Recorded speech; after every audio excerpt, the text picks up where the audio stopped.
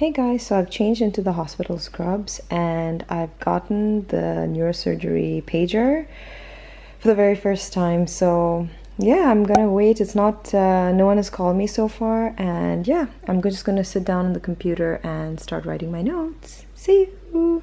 Guys, one of the neurosurgery patients was getting discharged and she gave the doctors this sweet gift. There were all sorts of gifts.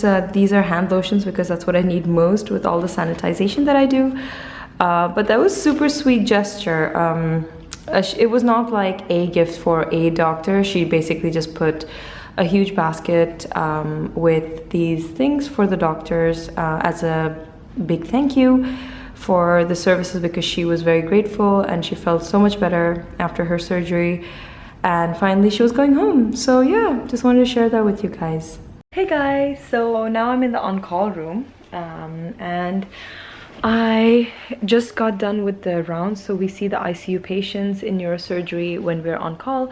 So I just did that and I'm gonna have a quick breakfast here in my room. Usually I try to eat something in the hospital, but today I thought I will try something different. So last night I made overnight oats. So basically, so this is a mason jar that is like basically airtight seal or airtight lid. Anyway, this is a mason jar and I basically put oats in it. I put low-fat milk, sliced almonds, mashed bananas, peanut butter, like 1 teaspoon of peanut butter, and yeah, that's it. That's all I put in there, and I put it overnight. I put it in the refrigerator last night and then I took it out this morning. I packed it and this is going to be my breakfast, so I hope I enjoy it. I have this and I have a little spoon here that I brought with me. So I'm gonna just go ahead and enjoy it.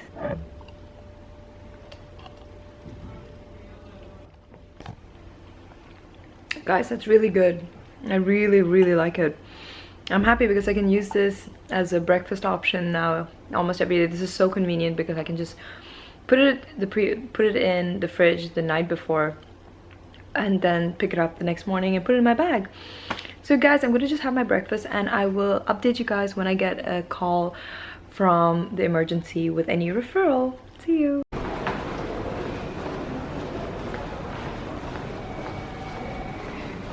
Hey guys, so it's about 4 p.m. I did not get an ER referral, but I did get a call from the ward about a patient who was admitted with an epidural hematoma, and he had a repeat CT scan done today because his GCS, or his Glasgow Coma Scale, dropped by a few points. So we did a repeat CT scan that is showing a bit of a midline shift, which wasn't there before, and the hematoma has resolved. Like, it has change from like a hyperdense lesion to a hypodense lesion, which you expect to happen in these intracranial hematomas over time. So yes, I'm gonna go assess him now, and then I believe that he would need a decompressive craniotomy, but we need to see, and I need to see the patient also with my senior before we make that decision. So I'm gonna go do that now, guys. See you. Hey guys, so now I got a call from one of the staff nurses that one of the patients in the ICU have their relative here who can now sign for consent for MRI tomorrow. So I'm gonna go right now and get the consent signed, and yeah, that's what I'm gonna do now. I'm wearing, as you can see, a little silk mask underneath my regular mask because, as you guys saw in my previous videos, I've been having a lot of irritation from this mask on my skin. So my sister gave me this silk mask that I can wear underneath, so it's more soft on my skin. So yeah, that's what you see popping up from under there. So anyway guys, I'm gonna go get consent.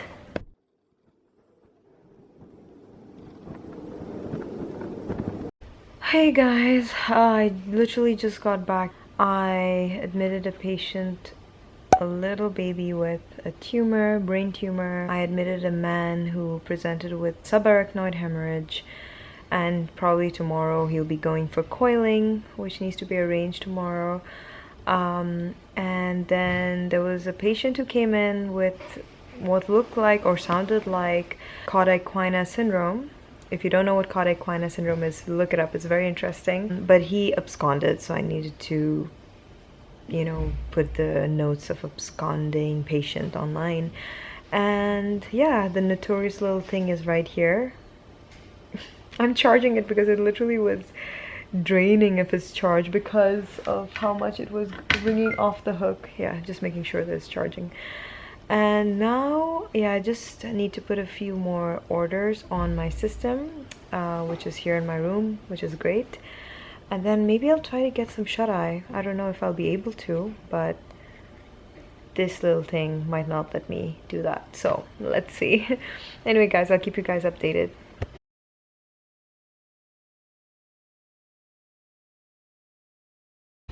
Hey guys, so it's a new day in neurosurgery and I'm just waiting for a few minutes before I leave to go to work.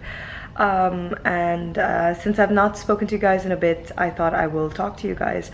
So it is, I have just completed, I've just completed my first week in neurosurgery and I had a lot of fun. I've already been on call twice already in the first week.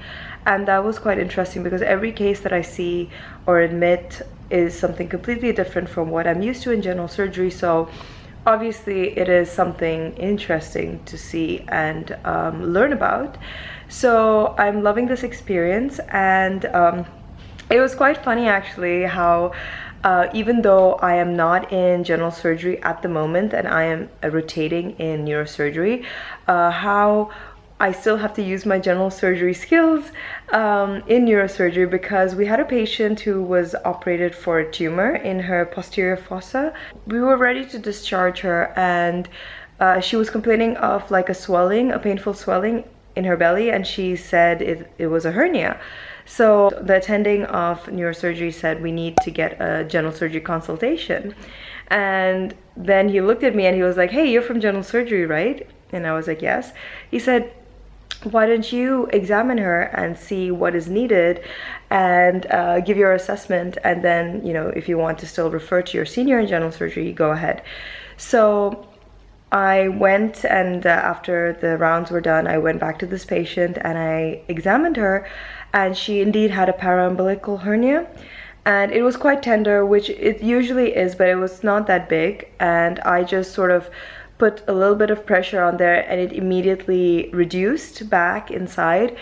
And I could feel like it was bowel content, because as I was pushing the hernia back in, I felt like a little bubbling, which means it's the air gurgling inside the loop of bowel.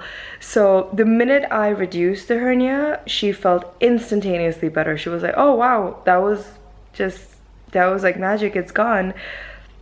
And yeah, so the fact that the hernia was completely reducible, and the patient has no other symptoms like vomiting, abdominal pain, abdominal distension, constipation. She does not need to be managed immediately for the hernia. She can be seen in the outpatient department and probably scheduled for a hernia repair. However, because I'm still a resident, I still need to consult get a consultation from my senior in general surgery. So I just called them and I told her, updated her about the patient, and she asked me all that is there about the hernia and the patient's symptoms, and I told her what it was, and she said indeed we will see her in the outpatient clinic in a week and maybe schedule her for surgery. So that was very nice to, I mean, as a general surgery resident, it was quite nice to see how, you know, you can take the girl out of general surgery, but you cannot take the general surgery out of the girl. So I just thought that was something interesting to share with you guys. And yeah, it felt good to be able to just manage the general surgery complaint that the patient, general surgical complaint that the patient had, just by myself. And even though I'm in rotation in neurosurgery. So this week in neurosurgery, I will be posted more in the OR and being scrubbed in for neurosurgical cases.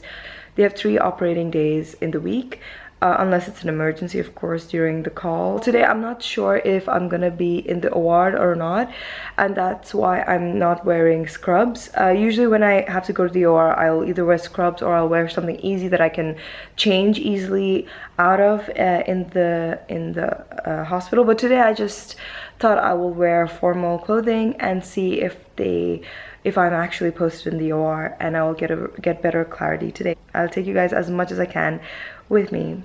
Bye.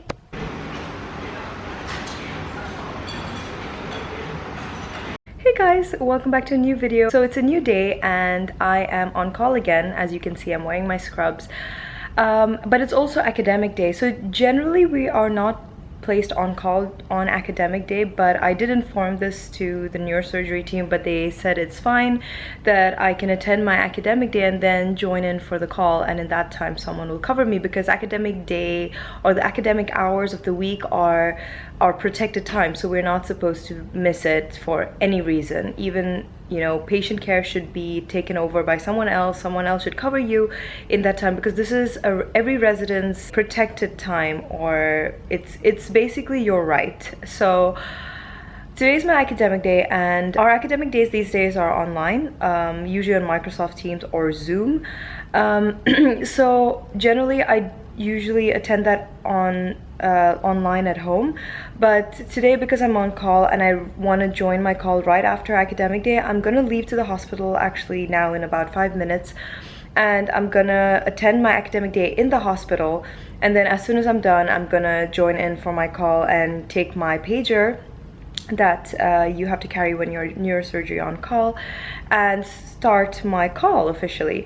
So I'm just waiting to finish my iced coffee. Obviously I love my iced coffee in the morning, as you guys already know. So I'm gonna go to the hospital. I'm gonna change into the hospital scrubs most likely, and then yeah, get ready for academic day and for my call. So yeah, that's what's gonna happen today. So I'll take you guys with me as much as I can. Bye.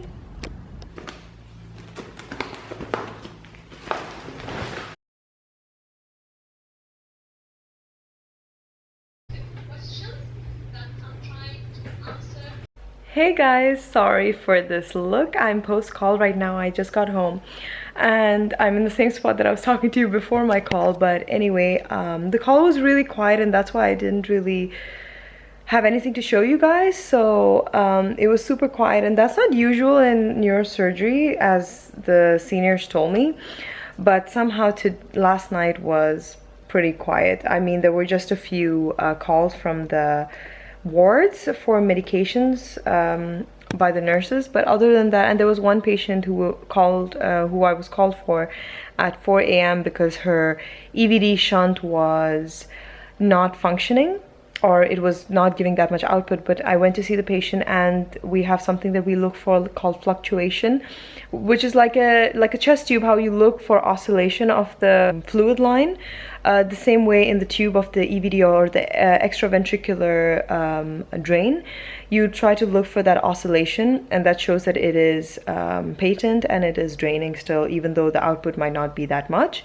And I checked it and it was oscillating, and I also informed my senior, and he said, yeah, that's fine. If it's oscillating, that means it's functioning. Anyway guys, I am currently sitting down to send an urgent email, and then I'm going to take a quick shower, and then I'm gonna go to see my sister and her baby. So that's what's planned for today. And later today I'm gonna meet with my fiance, and we're gonna have dinner together, hopefully. So okay guys, I'll keep you updated. Bye.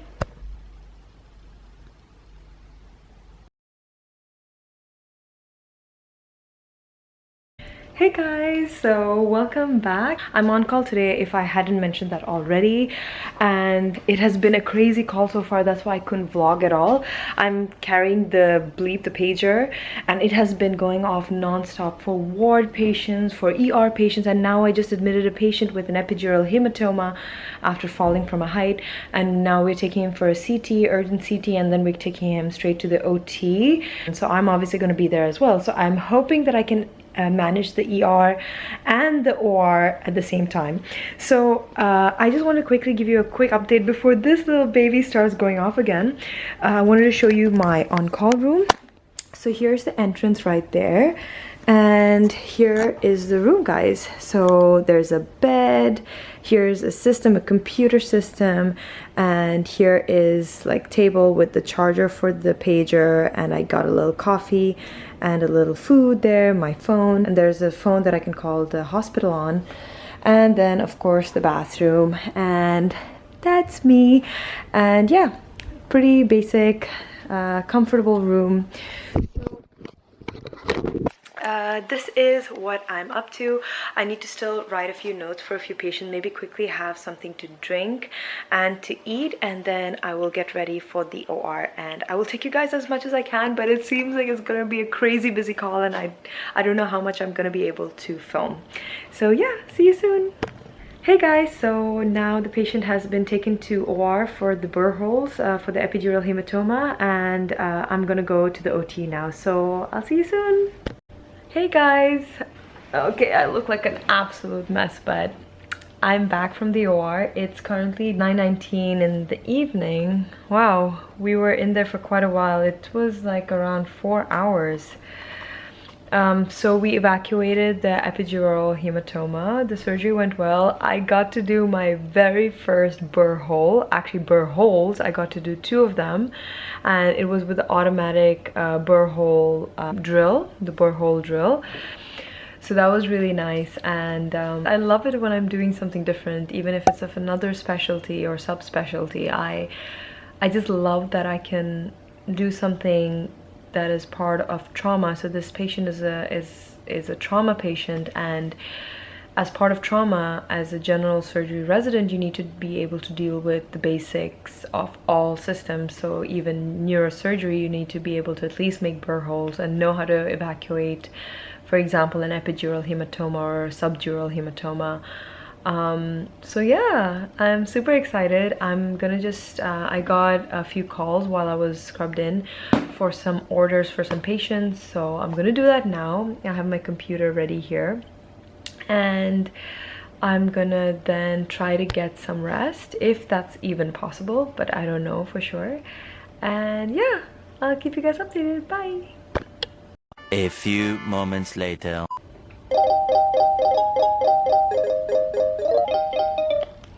Hello? Yes. Mm-hmm. Yes.